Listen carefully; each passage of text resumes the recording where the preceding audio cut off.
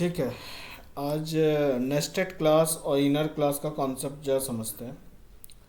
जैसे नाम से भी पता चल रहा है, नेस्टेड या इनर क्लास, एक क्लास के अंदर दूसरा क्लास बनाना। ठीक है। तो जनरली जब हम लोग एक क्लास, अभी तक तो एक ही क्लास बनाते थे, और जितनी मल्टीपल क्लासेस आप बनाते हो या तो मल्टीपल फाइल में बनाते हो मोस्टली, कभी भी अभी तक एक क्लास के अंदर दूसरा क्लास नहीं बनाया होगा। तो ये भी बना सकते हैं। जैसे डेटा मेंबर होता है ना, आपकी वेरिएबल्स होती हैं, मेथड्स होती हैं, तो क्लास के मेंबर कहे जाते हैं। अगर जितने वेरिएबल आप बनाते हो क्लास में, या मेथड बनाते हो, मेंबर वेरिएबल, मेंबर फंक्शन, उसी तरह एक क्लास के अंदर अगर दूसरा क्लास बनाते हो, वो भी उस आउटर क्लास का मेंबर होता है। तो बेसिकली आउटर क्लास को इनक्लोजिंग क्लास कहते हैं, और अंदर वाले क्लास जो हम बनाते हैं वो नेस्टेड क्लास या इनर क्लास कहलाता है। किस सिनेरियो में नेस्टेड कहलाएगा, किस में इनर कहलाएगा, वो मैं बताता हूँ। तो जब हम लोग अंदर जो क्लास बन रही है, इस क्लास को एज ए स्टैटिक बनाएंगे। स्टैटिक मेंबर क्लास का बनाते हैं। अगर स्टैटिक क्लास बनाते हैं, अंदर वाली क्लास को हम स्टैटिक बना सकते हैं। आउटर क्लास को कभी स्टैटिक नहीं बना सकते, ये ध्यान रखना। अंदर वाली क्लास को स्टैटिक अगर बनाते हैं, वो नेस्टेड क्लास कहलाता है, या स्टैटिक नेस्टेड क्लास। और अगर नॉन स्टैटिक यानी बिना स्टैटिक के सिंपल नेस्टेड क्लास बनाते हैं, वो nested non static nested class या इनर क्लास कहलाता है। तो स्टैटिक लग गया वो नेस्टेड क्लास है या स्टैटिक नेस्टेड क्लास, और स्टैटिक नहीं है तो वो inner class. Non static nested class basically inner class होता है। ठीक है। ठीक है, समझ में आया इतना यस चीज? सर। Yes sir. ठीक है। यस। अब पहली चीज आती है कि नेस्टेड क्लास हमें चाहिए क्यों। तो देखो, ऑब्जेक्ट ओरिएंटेड प्रोग्रामिंग में ये कहा जाता है, इनकैप्सुलेशन एक प्रिंसिपल है। उस प्रिंसिपल बोलता है कि जितनी भी फंक्शनैलिटी है उस क्लास की, उसी क्लास के अंदर रखो। ठीक है। तो nested class basically logical grouping करता है एक प्लेस पे। अगर हम कोई ऐसा फीचर देना चाहते हैं जो क्लास के फॉर्म में ही हो, तो उस केस में हम लोग आउटसाइड में क्लास ना बना के, हमें लगता है कि एक क्लास हम बनाने जा रहे हैं जो एक ही क्लास में यूज होगा और कहीं प्रोजेक्ट में यूज ही नहीं होना है। वो जब तक एक पर्टिकुलर क्लास है, आउटर क्लास, उसी क्लास में यूज होना है। तो हम चाहे तो हम बाहर बना सकते हैं, लेकिन बाहर बनाने का ये होता है एक प्रॉब्लम, कि उस क्लास को कोई और भी एक्सेस कर लेगा। ठीक है। तो जैसे मान लो, एक एग्जांपल लेते हैं, employ your address. Let suppose मेरे मैं प्रोजेक्ट कोई बना रहा हूँ और उसमें एड्रेस क्लास बना रहा हूँ। और एड्रेस क्लास अब मेरे प्रोजेक्ट में किसी और को यूज़ ही नहीं करना है, कहीं और यूज़ नहीं होगा, सिर्फ एम्प्लॉय के साथ ही यूज़ होगा फॉर द टाइम बिंग, मान के चलो। तो हम उस केस में क्या करेंगे, वैसे केस में क्लास के अंदर ही, एम्प्लॉय क्लास के अंदर ही एड्रेस क्लास बनाएंगे। क्यों? क्योंकि एम्प्लॉय से एसोसिएटेड एड्रेस है। एक एग्जांपल लिया सिर्फ। ठीक है। ये ज़रूरी नहीं कि ऐसा करते हैं, भाई एड्रेस को अलग से बनाते हैं हम मोस्टली, लेकिन एक एग्जांपल लिया। जब टाइटली कपलिंग होता है, तुम्हें लगता है टाइट कपल है दो क्लास, तो वहाँ पे नेस्टेड क्लास का कॉन्सेप्ट यूज करते हैं। ठीक है। अब इसका ये मतलब नहीं हुआ कि आप nth लेवल तक, कई लेवल तक क्लास के अंदर क्लास, क्लास के अंदर क्लास बनाओ, वो नहीं। एक लेवल तक बना दो, मैक्स टू मैक्स, वो चलेगा काम। लेकिन उसके बाद रेकमेंडेड नहीं है, जावा के साइड से खुद ही रेकमेंडेड नहीं है। क्योंकि कंपाइलर जब ये नेस्टेड क्लास को कंपाइल करता है, वो अलग से क्लास बनाता है खुद ही। अगर एक क्लास आप बना रहे हो, उसके अंदर दूसरा नेस्टेड क्लास बना रहे हो, तो इसकी दो डॉट क्लास फाइल बनेगी। एक आउटर क्लास के लिए, एक नेस्टेड क्लास के लिए। उसका नाम आउटर क्लास के नाम के साथ होगा, outer class dollar nested class. इस तरह बनाता है कंपाइलर। जावा का। तो बनाएगा वो इंटरनली उसको ट्रीट करता है, दो ही डिफरेंट क्लास, लेकिन उसे पता है कि आउटर क्लास के साथ ही यूज होना है, तो इसलिए उसका नाम भी लगा देता है। ठीक है। तो यही एक रीज़न है जिसकी वजह से हम कोड की रीडेबिलिटी और मेंटेनेंस इजी हो सके, हम नेस्टेड क्लास का कॉन्सेप्ट यूज करते हैं, अदरवाइज नेस्टेड क्लास का कॉन्सेप्ट यूज नहीं करते। ठीक है, समझ में आया? Yes sir. ठीक। तो अब हमें सीखना क्या है, तुम्हें समझ में आया कि स्टैटिक नेस्टेड क्लास सीखना है और नॉन स्टैटिक नेस्टेड क्लास सीखना है, कि कैसे बनाते हैं, वो क्या क्या डेटा मेंबर अपने क्लास का, आउटर क्लास का मतलब इनक्लोजिंग क्लास का यूज कर सकता है। क्योंकि देखो, आउटर क्लास का हम लोग मेंबर वेरिएबल यहाँ बनाएंगे, मेथड बनाएंगे, तो ये नेस्टेड क्लास उसका क्या क्या यूज कर सकता है, या नेस्टेड क्लास का आउटर वाला कैसे यूज करेगा, इसके अंदर भी तो मेथड्स होंगे, तो आउटर वाला नेस्टेड क्लास को कैसे यूज करेगा अगर यूज करना है तो। ठीक है। और आउटसाइड दिस प्रोग्राम, जैसे क्लाइंट प्रोग्राम हुआ, वहाँ नेस्टेड क्लास को कैसे यूज करेंगे। तो एक चीज़ याद रखना, ये जो डेटा मेंबर नेस्टेड क्लास आप बना रहे हो, ये प्राइवेट भी बन सकता है, पब्लिक भी बन सकता है, लेकिन अगर ये आउटर क्लास पब्लिक नहीं है तो इसको पब्लिक बनाने से कोई फ़ायदा नहीं होगा। समझ गया ना? तो हमें विजिबिलिटी, जितनी चीज़ें हैं वो सब ध्यान रखनी है, जो जावा का रूल है। तो पहला आता है static nested class. Static nested class क्या है? Do not have access to other member of enclosing class. मतलब क्या हुआ कि अगर स्टैटिक नेस्टेड, इसको खोलते ही हैं इस एग्जांपल को,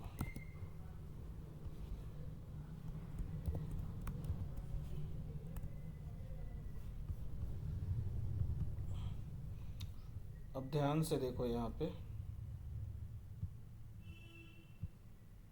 ठीक है, ये क्लास है नेस्टेड आउटर क्लास, इसके अंदर ये डेटा मेंबर हो गए, कुछ इंस्टेंस वेरिएबल है, कुछ स्टैटिक वेरिएबल है, एक मेंबर फंक्शन है, और ये क्लाइंट प्रोग्राम है, मेन है सिंपल। तो मेन से तो भाई आप जानते हो, मेन को डायरेक्ट आप इस तरह सेट को कॉल करना है तो न्यू करके आप कॉल कर लेते हो, इसमें तो कोई कंफ्यूजन नहीं होगा। अब बात आती है कि हमने एक नेस्टेड क्लास बनाया, देखो क्लास को वो भी नेस्टेड क्लास बनाया तो स्टैटिक जरूर लगाया, और इसको प्राइवेट मेंबर बनाया। प्राइवेट मेंबर मतलब इस आउटसाइड दिस क्लास तो यूज हो ही नहीं सकता ये क्लास कभी भी। ठीक है। तो अब ये क्लास जो नेस्टेड क्लास है, इसके अंदर भी अपने डेटा मेंबर और मेंबर फंक्शन होंगे। तो इसके अंदर खुद का डेटा मेंबर है, एक मेंबर फंक्शन भी है। तो ये जो मेंबर फंक्शन है, ये अपने इनक्लोजिंग क्लास यानी इस क्लास का, आउटर क्लास का क्या क्या यूज कर सकता है वो समझना है। तो as a member of outer class, a nested class can be declared private, public, protected और पैकेज प्राइवेट, कुछ भी डिक्लेयर किया जा सकता है। ये ऐसा मेंबर है, क्योंकि जब आप वेरिएबल को पैकेज प्राइवेट, प्राइवेट, प्रोटेक्टेड बना सकते हो, तो नेस्टेड क्लास को भी सब कुछ बना सकते हो। ये भी तो उसका मेंबर ही है उस आउटर क्लास का, तो इसको कुछ भी बना सकते हो। और कुछ इसमें लिखा है, static nested class do not have access to the other member of enclosing class. इस लाइन का सिंपल मतलब है, ये जो स्टैटिक नेस्टेड क्लास बनाए हो, ये अपने इनक्लोजिंग क्लास मतलब आउटर क्लास का कोई भी मेंबर को यूज़ नहीं कर पाएगा डायरेक्ट। जैसे ये मेथड होता है ना, मेथड में आप इंस्टेंस वेरिएबल को इजीली यूज कर लेते हो, इंस्टेंस वेरिएबल हुआ, इंस्टेंस कैर हुआ, इजीली यूज कर लेते हो ना मेथड में, ये भी तो मेंबर है। तो ये मेथड है इसलिए यूज कर लेते हैं हम अपने इंस्टेंस वेरिएबल ये सबको, लेकिन नेस्टेड क्लास में आप डायरेक्ट कभी भी इंस्टेंस वेरिएबल, इंस्टेंस कैर वेरिएबल ये सब यूज़ नहीं कर सकते। तो फिर क्वेश्चन आएगा सर क्या फ़ायदा होगा अगर हम यूज़ नहीं कर सकते, और करेंगे भी तो कैसे करेंगे। तो इसको यूज करने के लिए जैसे क्लाइंट प्रोग्राम में हम क्या करते हैं, इस क्लास का ऑब्जेक्ट बनाते हैं और तभी इस मेंबर को यूज कर पाते हैं। तो उसी तरह से हमें यहाँ पे देखो इसके मेंबर में नेस्टेड क्लास में यहाँ पे क्या करना पड़ा, इनक्लोजिंग क्लास यानी आउटर क्लास का हमें ऑब्जेक्ट बनाया टेस्ट, और तब उसके मेंबर को एक्सेस कर रहा है। बिना ऑब्जेक्ट बनाए हम एक्सेस डायरेक्ट नहीं कर सकते, ये अलग क्लास है उसके साथ कहीं, लेकिन ये एक्सेस नहीं कर सकता डायरेक्टली बिना ऑब्जेक्ट रेफरेंस के, क्योंकि ये जो नेस्टेड क्लास है ये आपकी आउटर क्लास से एसोसिएटेड है। ठीक है, और स्टैटिक मेंबर को तो डायरेक्ट कर सकते हो, तो स्टैटिक मेंबर देखो डायरेक्ट हो गया क्योंकि इसको क्लास नेम की ज़रूरत होती है, तो ये तो नेस्टेड क्लास है तो ये डायरेक्ट एक्सेस कर लिया, और अपने लोकल वेरिएबल को इसने एक्सेस कर लिया, ये भी कोई दिक्कत नहीं है। अब बात आती है इस क्लास बना तो लिए ये क्लास और मेथड, इसका यूज कैसे करेंगे, इस क्लास का ऑब्जेक्ट कब बनाएंगे नेस्टेड क्लास का, इस मेथड डिस्प्ले को कैसे कॉल करेंगे। तो इस क्लास को यूज करने के लिए हम अपने मेंबर फंक्शन में यूज करेंगे, या आउटसाइड भी कहीं यूज कर सकते। इस क्लास तक तो ये प्राइवेट क्लास एक्सेसिबल होगा ही सेम क्लास तक। तो यहाँ पे देखो एक्सेस कैसे कर रहे हैं, इस नेस्टेड क्लास का ऑब्जेक्ट बनाना है तो सिंपल नेस्टेड क्लास लिखने से नहीं होगा, इस क्योंकि स्टैटिक मेंबर है, स्टैटिक मेंबर आपको पहले ही बताया क्या करना होगा, class name dot then nested class का नाम, फिर रेफरेंस वेरिएबल और न्यू करके इस तरह क्लास ऑब्जेक्ट बनाते हैं। ये लाइन समझ में आ रहा है, नेस्टेड क्लास का ऑब्जेक्ट कैसे बनाएंगे। Yes sir. ठीक है, और फिर उसके बाद जब ऑब्जेक्ट बन जाएगा देन ये डिस्प्ले मेथड कॉल होगा। मतलब इसका ये है सीधा सीधी कि एक फंक्शनैलिटी बनाए, मान लो एड्रेस का पूरा कैलकुलेशन का, या कोई कैलकुलेशन बनाए जो इसी क्लास में ज़रूरत था और कहीं उसकी ज़रूरत नहीं है, आपको लगा एक क्लास बनाने की इंस्टेड ऑफ मेथड, तो आपने एक क्लास बनाया उसमें मेथड बनाया। अब इसको यूज करना है तो सिर्फ इसके इस क्लास के मेंबर फंक्शन ही यूज कर सकते हो, और बाहर कहीं यूज ही नहीं होगा। ये क्लास तो बाहर यूज हो जाएगा, इसके मेंबर फंक्शन भी कॉल हो जाएंगे, बट नेस्टेड क्लास को कोई आउटसाइड से कॉल नहीं कर पाएगा because it is a private type. ठीक है, तो इसको इसके मेंबर के थ्रू ही यूज कर सकते हैं। इसमें कोई क्वेश्चन है तो पूछो, और इसको चला के दिखाता हूं।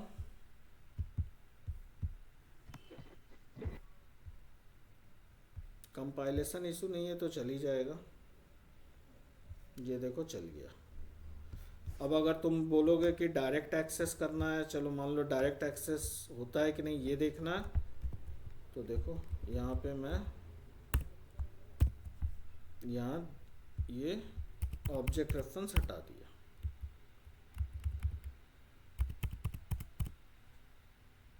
देख रहे हो ये क्या बोल रहा है, error can not make a static reference to non static.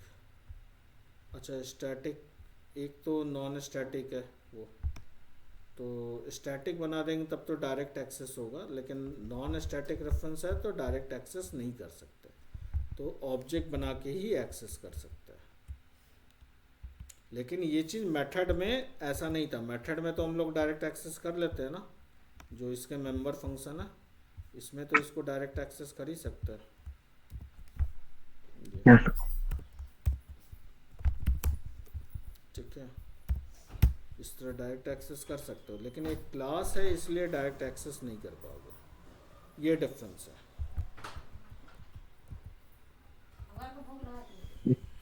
Yes sir. तो नेस्टेड क्लास का बेसिकली इसलिए बता रहा हूँ, मेजर रीज़न क्या है नेस्टेड क्लास का, क्योंकि जावा 8 के फीचर को समझने में थोड़ा आसानी होगा। ठीक है, थोड़ा हेल्प करेगा जावा 8, क्योंकि मोस्टली कोड एक हम लोग प्रोजेक्ट में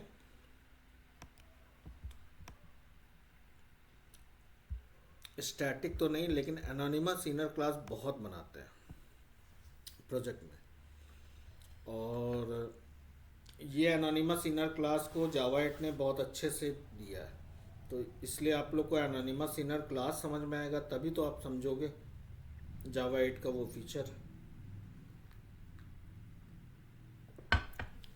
इसलिए मैं बता रहा हूँ आप लोग को नेस्टेड क्लास। और बाकी ये member inner class, local inner class, ये सब नॉलेज पॉइंट ऑफ व्यू से, ये कहीं काम भी नहीं आता प्रोजेक्ट में, जल्दी पूछा भी नहीं जाता है कहीं, बस आइडिया के लिए, जानकारी के लिए रखो। अब अभी तक तो हम लोग स्टैटिक नेस्टेड क्लास देख लिए, अब मेंबर इनर क्लास देखते हैं। तो इनर क्लास में वैरायटी हो गई, 3 टाइप की वैरायटी होती है। एक तो आप डायरेक्ट मेंबर बनाओ नॉन स्टैटिक टाइप का, मतलब इसी क्लास को नॉन स्टैटिक टाइप का बना दोगे तो वो मेंबर हो गया डायरेक्ट, ठीक है। दूसरा है एक मेथड के अंदर डायरेक्ट जाके क्लास बनाओ, ये भी पॉसिबिलिटी है कि मेथड के अंदर भी क्लास बना सकते हो। वो दूसरा सिनेरियो है मेथड लोकल इनर क्लास, उसको कहते हैं मेथड के अंदर इनर क्लास बना रहा है। और तीसरा है एनोनिमस इनर क्लास, जैसे लाइन लिखते हो ना, 1 लाइन कोड, तो उस लाइन में ही पूरा क्लास बना दो, 1 लाइन कोड में, जो हम लोग मोस्टली यूज करते हैं 1 लाइनर कोड ये सब। तो ये मोस्टली यूज होता है, देखो शॉर्ट करते हैं या ऐसी प्रोग्रामिंग जो हम चाहते हैं कि 1 लाइन में हो जाए, उसके लिए इम्प्लीमेंट करना क्लास को या एक्सटेंड करना वो ज़रूरत ना हो, डायरेक्ट हम कर सके, तो एनोनिमस इनर क्लास बहुत ज़्यादा हेल्प करता है। जैसे फॉर एग्ज़ाम्पल मान लो मुझे कुछ डक का ही एग्जांपल एक मैंने एब्स्ट्रैक्ट क्लास में आप लोग को बताया था, एब्स्ट्रैक्ट क्लास और इंटरफेस के डिफरेंस में, कि कई तरह के डक हैं। मान लो वो डक जो है स्विम कर रहा है, तो सभी जो स्विम करते हैं अलग अलग ढंग से स्विम कर रहे हैं, और 1 लाइनर कोड है मान लो स्विम में। तो अब एक तो तरीका है भाई, हम उतने सारे चाइल्ड क्लास जाके बनाओ और उसके बाद उस क्लास का ऑब्जेक्ट बना के कॉल करो। दूसरा तरीका है, जावा ये बोलता है कि आप क्लास मत बनाओ, इतने सारे चाइल्ड क्लास जो 1 लाइनर कोड सिर्फ रखे हुए हैं उसके लिए बैठ के चाइल्ड क्लास मत बनाओ, 1 लाइनर या 2 लाइनर जो छोटी फंक्शनैलिटी अचीव कर रही है।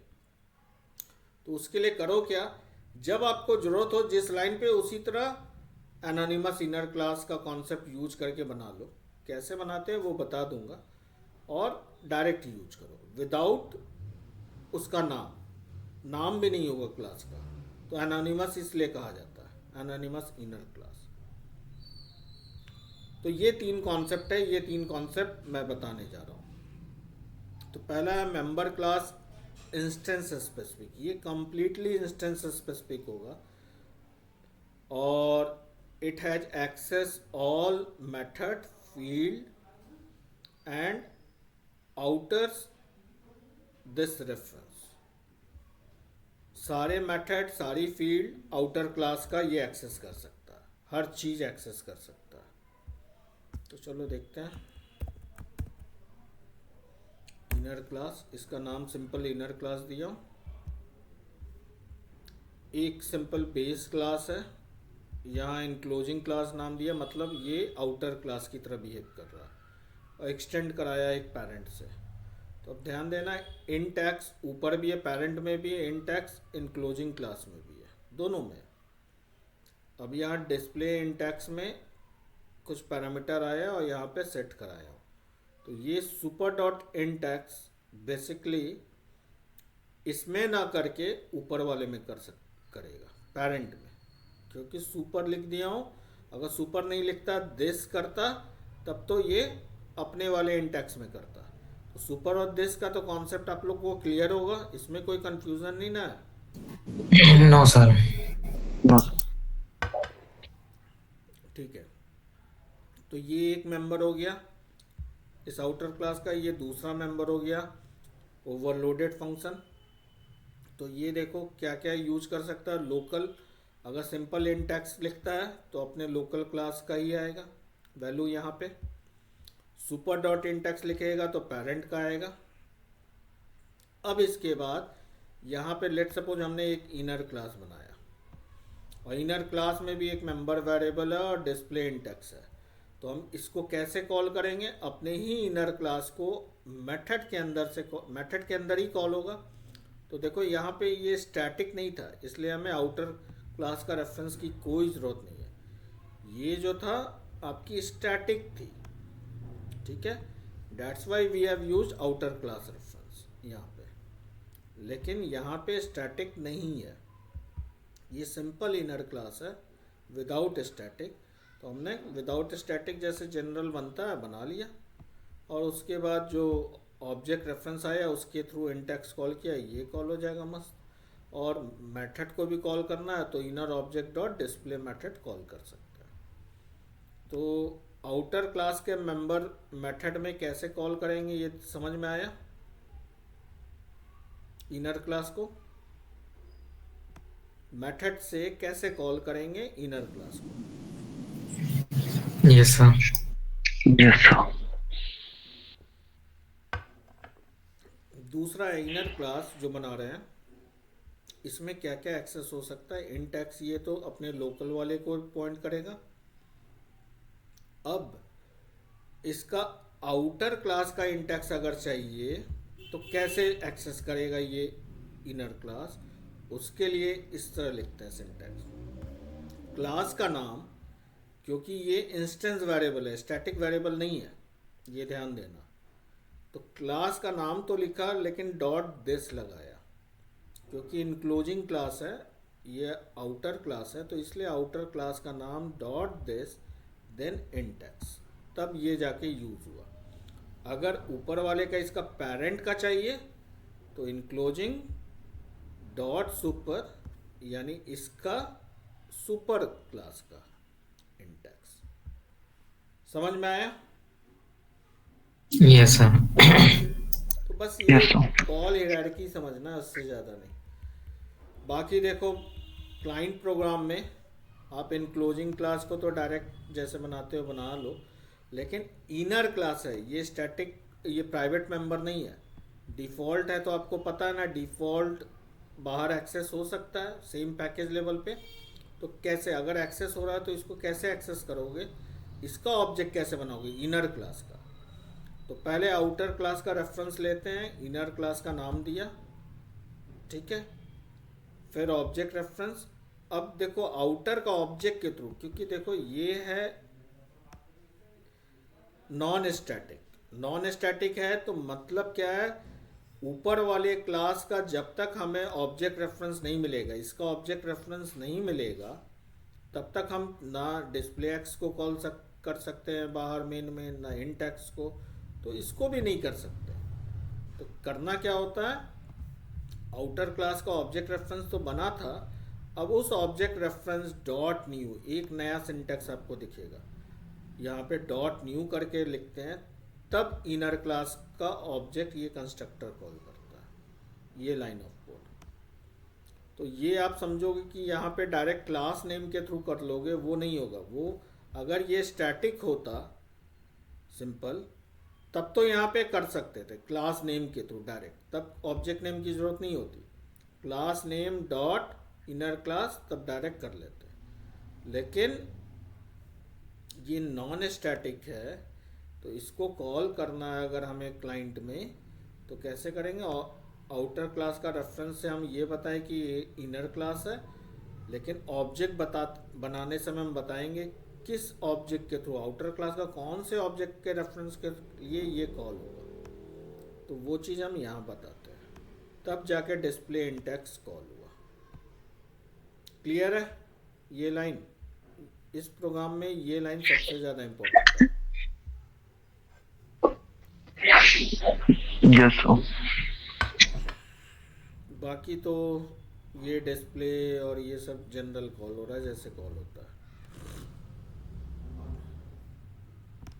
तो डिबग करके चला के इसका वैल्यू देखना कि कैसे चल रही है सारी वैल्यू सब।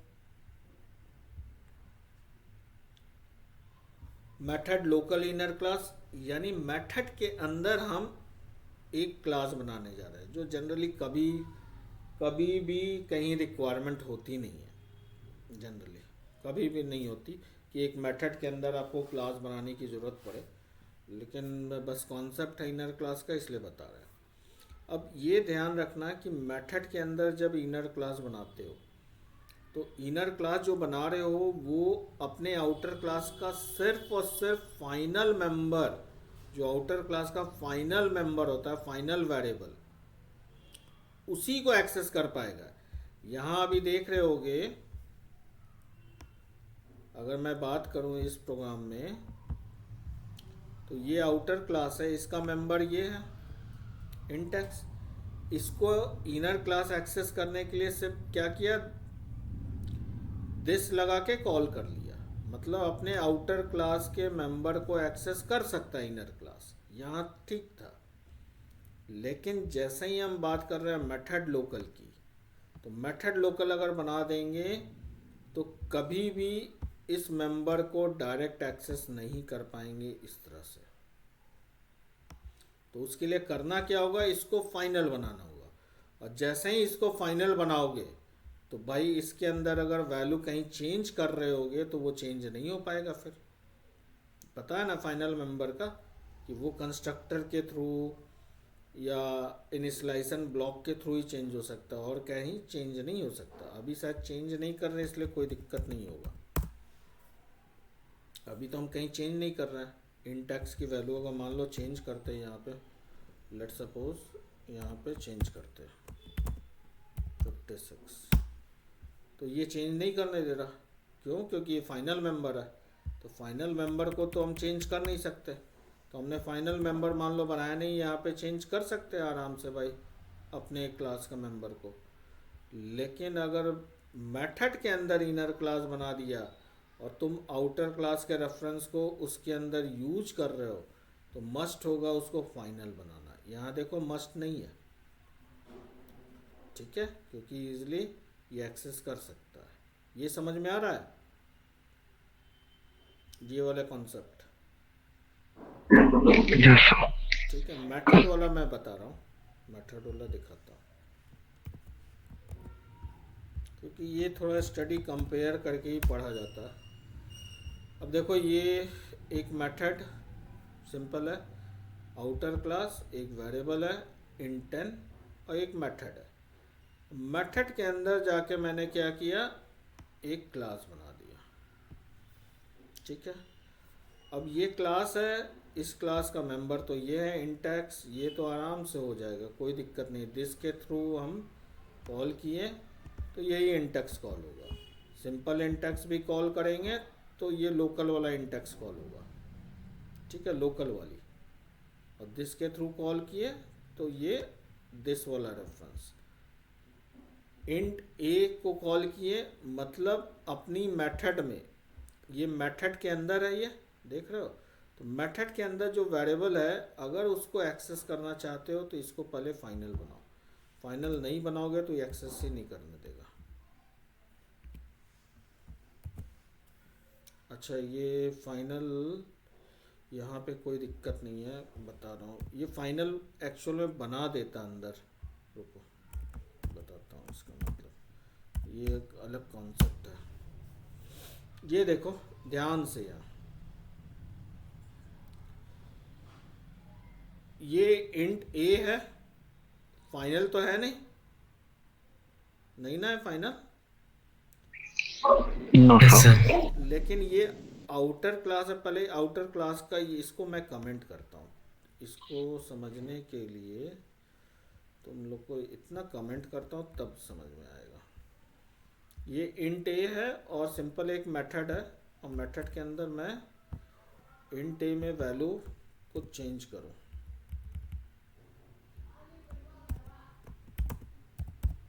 कर सकता हूँ, कोई दिक्कत तो है नहीं। एक मेथड है, एक आउटर क्लास हुआ, उसमें एक वेरिएबल है, एक इस मेथड के अंदर भी मैंने चेंज किया और इसका भी वैल्यू चेंज करता हूँ 90x। कर सकते हैं, दोनों का अलाउ है, मेथड तो अलाउ करता ही है, कोई प्रॉब्लम नहीं है। यहाँ तक तो तुम लोग का वही पुराना कॉन्सेप्ट है, ठीक है। Yes sir. अब मैं इस मेथड के अंदर इनर क्लास को एक्टिवेट करता हूँ।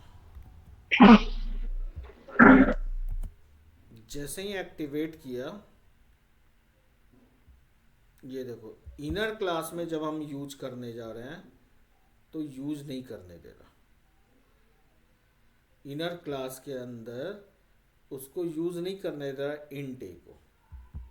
क्यों? क्योंकि इनर क्लास जब बनता है तो ये बेसिकली मेथड जब कॉल हो रही है उस समय इनर क्लास ऑब्जेक्ट रेफरेंस बनता है। अब सोचो मेथड का स्कोप क्या है, जब तक मेथड कॉल होगी, कॉल होने के बाद ख़त्म हो जाता है ना, ये तो जानते होगे। मेथड का स्कोप क्या होता है कि जैसे ही कॉलिंग ख़त्म हुई मेथड की, स्कोप ख़त्म, जितने भी मेथड के वेरिएबल है वो वैनिश हो जाते हैं, होता है ना, यस सर। ठीक है। तो यहाँ पे ये जो हम यूज करने जा रहे हैं क्लास में, तो क्लास में जब यूज करने जाते हैं तो क्लास का बेसिकली ऑब्जेक्ट बनता है और वो हीप में परसिस्ट करता है। तो मेथड की कॉल खत्म हो गई लेकिन ऑब्जेक्ट अभी भी है। ऑब्जेक्ट रिफर क्या कर रहा है, वो वेरिएबल को जो ऑलरेडी वैनिश हो चुका है।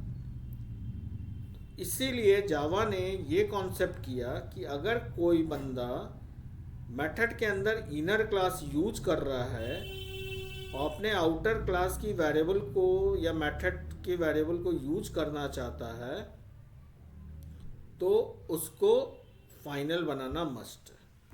फाइनल बना देने से क्या होगा कि अब इसकी वैल्यू कहीं चेंज नहीं होगी और तब उसको यूज कर सकते हैं।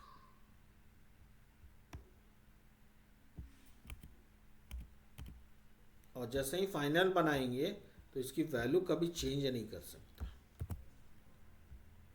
ठीक है।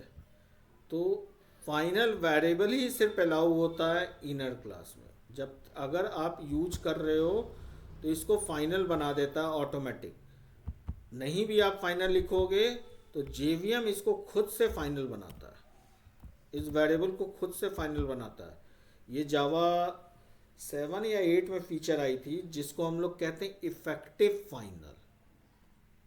अगर आप फाइनल नहीं बना रहे हो कुछ वेरिएबल को और आपने एनोनिमस इनर क्लास जो आगे का कॉन्सेप्ट है उसमें या तो यूज कर लो या method local inner class use करोगे, उसमें अगर उस वेरिएबल को यूज कर रहे हो तो अपने से जेवीएम इसको फाइनल बना देगा, जिसको हम लोग कहते हैं जावा में इफेक्टिव फाइनल।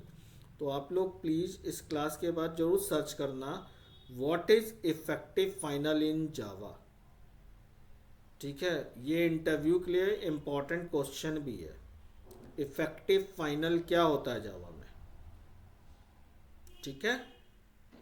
तो इफेक्टिव यस फाइनल का सर। मतलब यही होता है कि हमें खुद से फाइनल बनाने की कोई ज़रूरत नहीं पड़ती। ऐसे सिनेरियो में जेवीएम खुद टेक केयर कर लेता है और इसको खुद से फाइनल लिखा हमने नहीं है फाइनल, लेकिन फाइनल की तरह बिहेव कर दिया, तभी तो हम इसको कहीं भी चेंज नहीं कर पा रहे। यहाँ भी चेंज नहीं कर पाएंगे, देखो INTA, अगर ये फाइनल नहीं होता तो चेंज कर लेते हैं। ये चेंज करने दे रहा है यहाँ, ये कैसे? अच्छा इसके अंदर, ये तो बाहर की है ना, इसके अंदर चेंज नहीं करने देगा, सॉरी। इफेक्टिव फाइनल से इनर क्लास तक बनाता है, इसके अंदर चेंज करने नहीं देगा। देखो ये बोल रहा है ना मस्ट बी फाइनल और इफेक्टिव फाइनल, ठीक है। तो ये फाइनल टाइप का लेके इसको यूज करता है। तो यहाँ पे हमने नॉन फाइनल बनाया है, लेकिन जब उसका रेफरेंस यूज करता है इनर क्लास तो ये उसको फाइनल टाइप का एज्यूम करके करता है हमेशा। चाहे आप लिखो या ना लिखो। ठीक है, बस Yes, sir. रीज़न यही है, एक ही रीज़न है कि और मेथड का स्कोप ख़त्म होगा तो इस लोकल वेरिएबल का स्कोप ख़त्म हो जाता है। लेकिन हीप में इसका ऑब्जेक्ट तो पड़ा रहता है ना। जब ऑब्जेक्ट पड़ा रहेगा तो वो किसको यूज करेगा, तो इसीलिए वो फाइनल वैल्यू मान के, इसका जब हम रेफरेंस देते हैं तो उसकी फाइनल वैल्यू मान के यूज करता है। तब एग्जैक्ट रेफरेंस नहीं रखता कि जो वैल्यू है वो उसको फाइनल मान लेता है। ये है कॉन्सेप्ट। ठीक है, यही चीज़ मेन बताना था। और बाकी मेथड के अंदर अगर जो बनाओगे इनर क्लास जैसे, तो इसको भी सिर्फ यार इस मेथड के अंदर ही यूज कर सकते हो, क्योंकि जो भी वेरिएबल है जैसे इंट ए है, इसको डिक्लेयर करोगे तो कहाँ तक यूज करोगे, इस मेथड तक ही। इस मेथड के बाद तो यूज कर नहीं सकते। तो उसी तरह अगर कोई क्लास डिक्लेयर कर रहे हो तो इसी मेथड तक यूज कर सकते हो। तो कैसे यूज किया, क्लास का नाम ऑब्जेक्ट देके और डिस्प्ले मेथड को कॉल किया, जो जनरली यूज़ नहीं पड़ता, हम लोग को ज़रूरत नहीं पड़ती ऐसी कोड लिखने की। ठीक है, इस क्लास के बाहर कहीं भी यूज़ नहीं कर सकते, ना मेन में ना किसी और मेथड में, क्योंकि एक मेथड की वेरिएबल को दूसरे मेथड में आप यूज कर पाओगे कभी नहीं। ठीक है, Yes, तो no, मेथड sir. में पास करना पड़ता है, लोकल होता है एकदम। मेथड की वेरिएबल सब लोकल होती है, तो बस मेथड तक ही स्कोप है इसका। क्लियर है? Yes. Yes, sir. Last concept, but it is very important, anonymous inner class.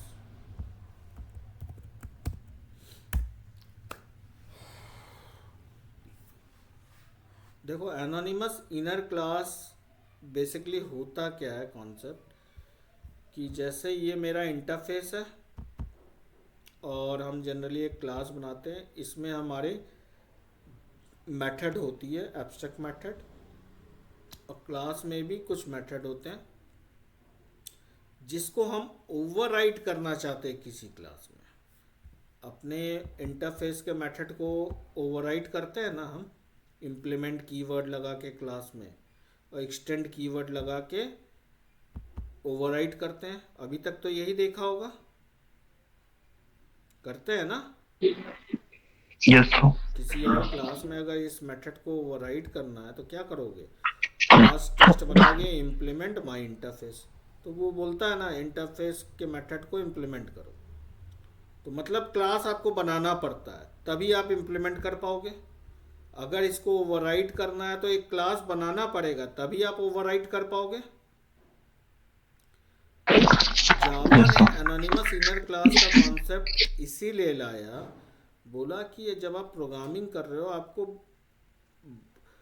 2-3 line का कोड पूरे प्रोजेक्ट में लिखना था। अब उसके लिए एक अलग से क्लास बनाना, इंटरफेस को इम्प्लीमेंट करना या क्लास को एक्सटेंड करना, इतना तामझाम मत करो।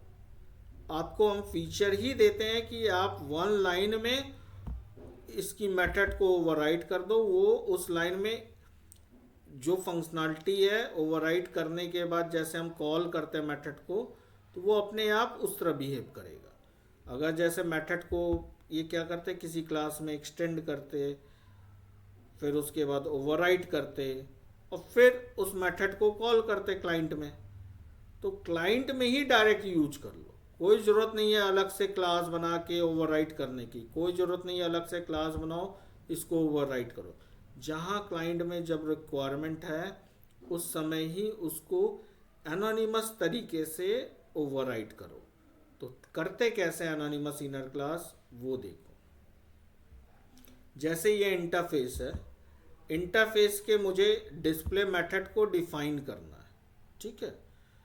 तो अब हम क्या करेंगे, जब मेथड के अंदर ही लिखते हैं ये एनोनिमस इनर क्लास, कहीं भी लिखोगे तो मेथड के अंदर लाइन ऑफ कोड, क्योंकि कुछ एक्शन परफॉर्म करने जा रहे हो ना, बेसिकली आप कुछ एक्शन डिस्प्ले का परफॉर्म करना चाहते हो यूजिंग दैट इंटरफेस, तो ऑब्वियस है किसी ना किसी मेथड में लिखोगे। तो करते क्या, इंटरफेस का नाम एक रेफरेंस वेरिएबल और न्यू करके फिर इंटरफेस का नाम देते हैं। यहाँ तक ये मत समझना ये क्लास है, ये एक तरह से ऐसा क्लास इंटरनल बनाता है जिसका कोई नाम नहीं होता, क्योंकि इसको बाहर एक्सेस नहीं कर पाओगे, सिर्फ इसी लाइन तक स्कोप होगा इसका, यहीं तक जहाँ तक ये है। अब उसके बाद क्या करो, जैसे इसको ओवरराइट करते हो तो कैसे लिखते हो, public void display at override करके और पूरा फंक्शनलिटी लिख दी है, फुल फंक्शनलिटी लिख दी। तो ये हो गया एनोनिमस इनर क्लास। समझ में आया कैसे बनाते हैं? इंटरफेस का नाम रेफरेंस वेरिएबल न्यू और फिर इंटरफेस का नाम करके ब्रैकेट लगाएं जो कंस्ट्रक्टर वाला होता है, और ब्रेसेस लगा के आप जितनी भी मेथड है, एक मेथड है, दो मेथड है, एक मेथड यहाँ ओवरराइट किए, दूसरा मेथड आप चाहते हो उसको भी ओवरराइट कर सकते हो, जितनी मेथड है आप ओवरराइट कर लो। ठीक है, तो इसका देखो स्कोप यहाँ बंद हो रहा है, ये यहाँ है। अब एक हमने एक मेथड बनाया, एक और मेथड एडिशनल हम चाहते तो वो भी लिख दिए, हमारी मर्जी कि भाई इसमें एक और मेथड भी लिख दिए। तो ये इसका यूज़ नहीं है कि इस इंटरफेस के अंदर एक तो डिस्प्ले मेथड ओवरराइट कर दिए और एक और अपना नया एडॉन्स कर दिए, और इंटरफेस यहाँ बंद हुआ। मतलब आपका वन लाइन कोड ये कहलाता है, वन लाइन, वन स्टेटमेंट है। सेमी कोलन लगा तो ये क्या हुआ, वन स्टेटमेंट हुआ, सिंगल स्टेटमेंट। तो ये पूरी लाइन ऑफ कोड को एक साथ वो देखेगा जावा। एग्जीक्यूट तो लाइन बाय लाइन ही होती है, लेकिन इसको सिंगल स्टेटमेंट मानता है जी। ठीक है, और फिर उसको डिस्प्ले को कॉल करना है, तो इस रेफरेंस वेरिएबल के थ्रू डिस्प्ले को कॉल कर लिया, सिंपल इस तरह। इसमें कोई डाउट है तो पूछो कि एनोनिमस इनर क्लास कैसे बनाएंगे, क्योंकि भाई इसके बेस पे जावा 8 का कई कॉन्सेप्ट आएगा, इतना ताम झाम ये भी हटाएगा जावा 8 ये सब। ठीक है, तो उसमें और बॉयलर प्लेट कोड को हटाता है जावा 8। तो यहाँ तो कुछ boilerplate code add ons हुए हैं, कोई बात नहीं, लेकिन वो हटाएगा। अब उसी तरह अगर एक क्लास है मेरा और हमने एक्सटेंड नहीं किया, अभी एक्सटेंड नहीं किए, और बिना एक्सटेंड किए हम इसको ओवरराइट करना चाहते हैं, कोई क्वेश्चन पूछ भी सकता है ऐसा, बिना एक्सटेंड किए ओवरराइट कैसे करेंगे? तो एनोनिमस इनर क्लास, बस यही एक कॉन्सेप्ट है। तो हम क्या करेंगे, क्लास का नाम रेफरेंस वेरिएबल न्यू क्लास जैसे ही करते हैं, उसके बाद ब्रेसेस लगा के फिर तुरंत स्टार्ट कर दिए, उसको ओवरराइट कर लो और डिफाइन करना और डिफाइन कर लो, और रेफरेंस वेरिएबल के थ्रू कॉल कर लो। समझ में आया? Yes sir. तो एनोनिमस इनर क्लास अगर आप बनाने के लिए बोलूँगा बना सकते हो ना।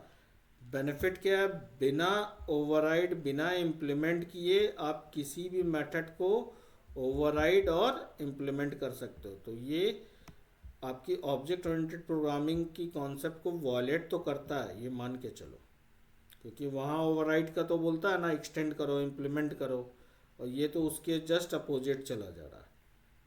ठीक है, कि how we can override a method without extending any class, how we can implement a method without implementing interface.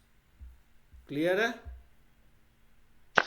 Yes sir. Yes तो बस ये अब सोच के चलो भाई, ये मेथड के अंदर लिख रहे हो तो एक मेथड के अंदर ही तक बस रहेगा स्कोप, उससे ज़्यादा कोई स्कोप नहीं रहेगा। ठीक है, अब आपको अलग से कॉल नहीं करनी है, कोई बात नहीं, आप इतना भी लिख सकते हो, यहाँ से लेके यहाँ तक, इतना भी सिंपल। ठीक है, यस सर। तो इसका एक एग्जांपल भी देख लेते हैं। सॉर्टिंग का फंक्शनलिटी है, एक स्ट्रिंग एरे को सॉर्ट किया हूँ, ये एक डबल डायमेंशन स्ट्रिंग एरे है मेरी। ठीक है, simple double dimension string array. अब मुझे इसको सॉर्ट करना है। ठीक है, तो हमें पता है ना कंपैरेटर इंटरफेस ये सब यूज करके सॉर्ट कर सकते हैं। ठीक है, जैसे कलेक्शन में कंपैरेटर इंटरफेस, तो एरे में भी कंपैरेटर एरे डॉट सॉर्ट तो होता है। एरे डॉट सॉर्ट करोगे तो सिंगल डायमेंशन की चीज़ें तो कर देगा, लेकिन डबल डायमेंशन की चीज़ें अगर सॉर्ट करनी है तो उसके लिए कंपैरेबल या कंपैरेटर यूज करते हैं। तो कंपैरेटर यूज करने के लिए क्या कंस्ट्रेंट था, एक क्लास बनाओ, इम्प्लीमेंट करो कंपैरेटर न्यू करके, और तब उस क्लास को यूज करो न्यू करके। तो यहाँ पे क्या किया, हम एक क्लास अलग से नहीं बनाना चाहते थे। जो ये लाइन ऑफ कोड है, यहाँ से लेके देखो, यहाँ से लेके यहाँ तक का कोड, इतना लाइन ऑफ कोड ये पूरा एक क्लास में जाता, ठीक है।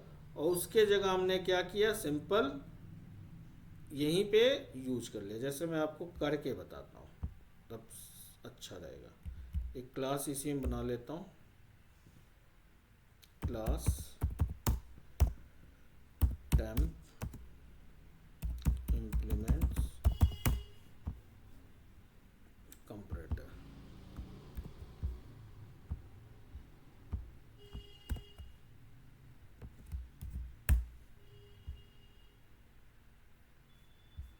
ठीक है, कंपैरेटर में हम क्या कर रहे हैं, कंपेयर स्ट्रिंग एरे को, ये दे देता हूँ यहाँ पे,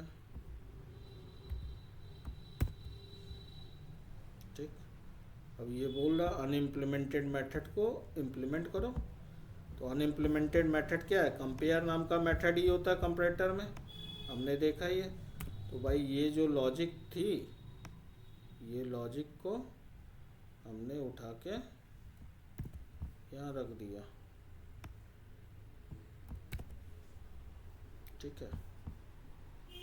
और अब अगर अलग से क्लास बना के करते तो क्या करते, यही करते ना, हटाते इसको, इसको हटा रहा हूँ मैं,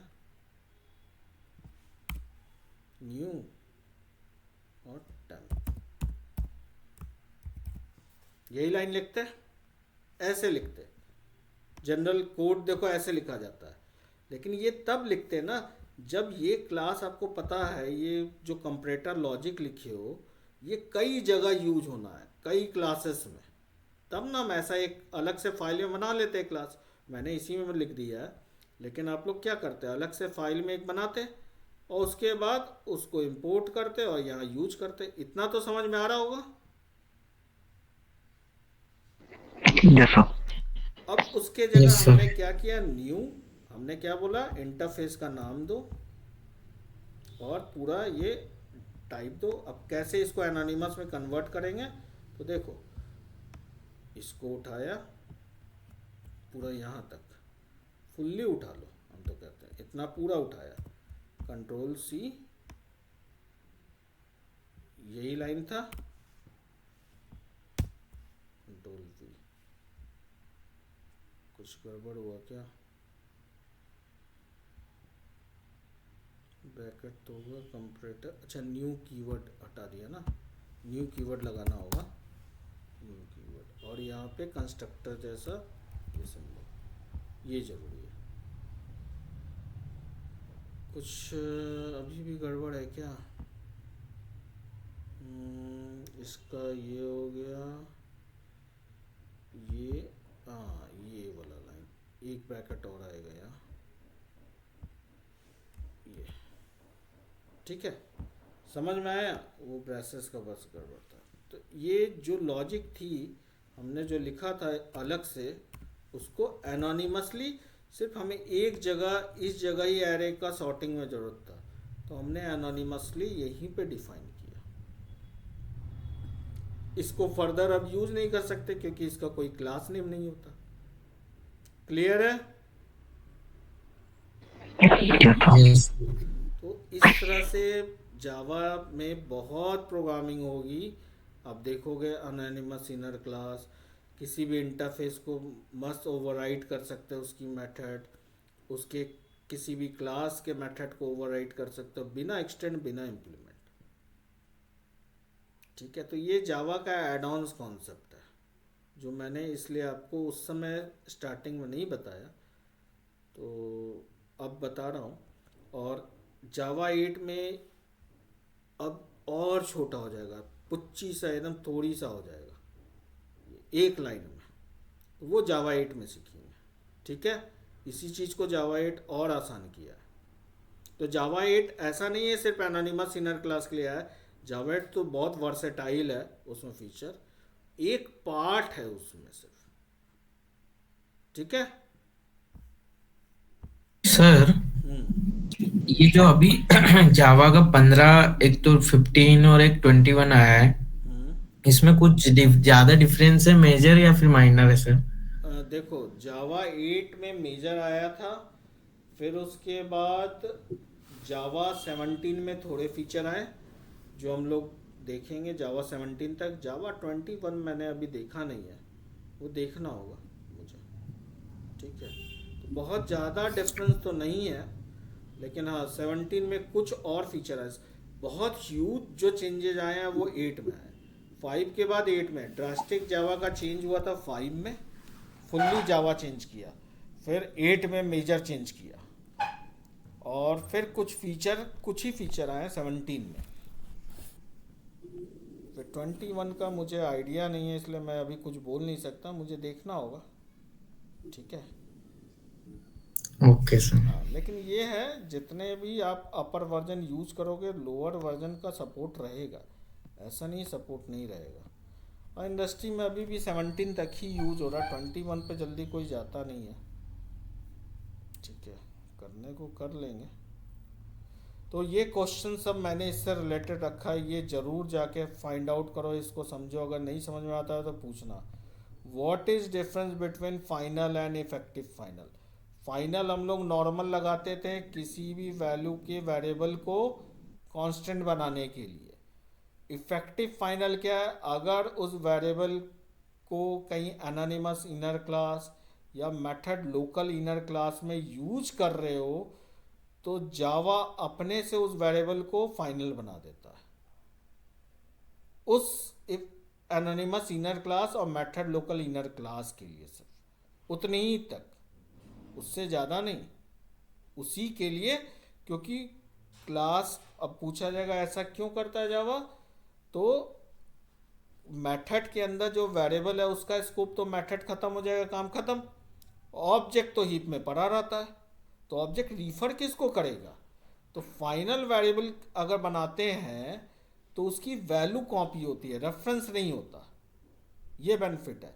तो इफेक्टिव फाइनल उस वेरिएबल को बना के उसकी वैल्यू को रख लेता है सिर्फ, समझे? जो वेरिएबल हम यूज कर रहे हैं अपनी मेथड का, उसकी वैल्यू को बस उस जगह रख लेता है लाइन में, वो रेफरेंस रखता ही नहीं है, इसीलिए वो इफेक्टिव फाइनल की तरह ट्रीट करता है। क्लियर है? तो why in Java Yes, sir. can Yes. nested class only access final variable in enclosing method, ये भी बता ही दिया रीजन। तो ये सब डिफरेंस याद रखना भाई। चलो फिर नेक्स्ट क्लास। अच्छा ये बताओ 7:30 इस टाइम ठीक है आप लोग का? क्लास आगे का मैं इसी समय लूँ 7:30 से 8:30, कोई दिक्कत? कोई दिक्कत नहीं सर।